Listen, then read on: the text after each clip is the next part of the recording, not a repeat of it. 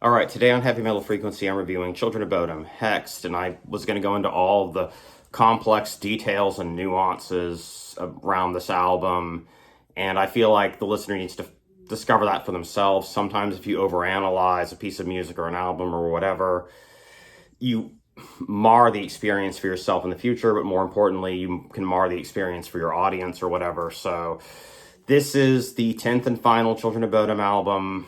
Rest in peace, Alexi. I saw them on their final tour. Yay. So there's a lot here. Their music is primarily based around melodic death metal and thrash with elements, melodic death metal, thrash, and neoclassical with elements of other genres like power metal, black metal, progressive metal, and Hexed really focused on their progressive metal touches. And so there's just so much on this album that you just really need to listen to it, spend a lot of time with it, and I don't want to ruin the experience for you. This Road is kind of ominous because the opening track is kind of ominous because the lyrics are things like, "This road is going to kill me," and then Alexi died. It's really creepy. There's supposed to be kind of a dark occultist vibe on Hexed, and it really pulls that off very well. This draws from all kinds of different elements from their other 9 albums throughout their entire career. Knuckle Duster, Alexi felt like didn't have justice, and it was a really, really great song. I prefer the original very slightly, but this version's excellent.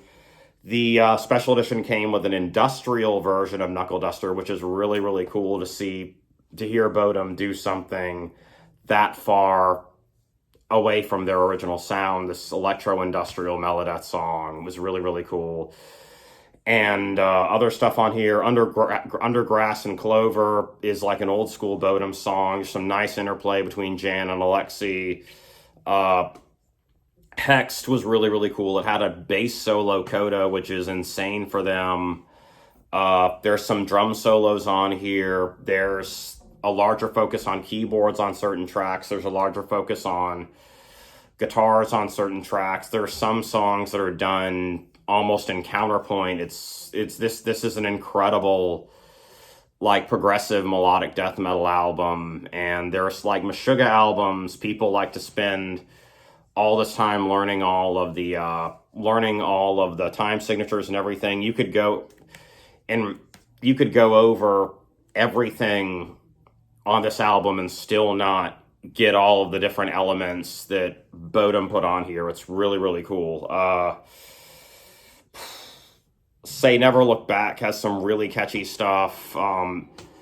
I really love this album, and I'd rather not spoil it for you, for people that haven't heard it before. I will suggest that you spend a lot of time with it, and if you're going to listen to it, maybe try to listen to the entire album. Treat it like a concept album.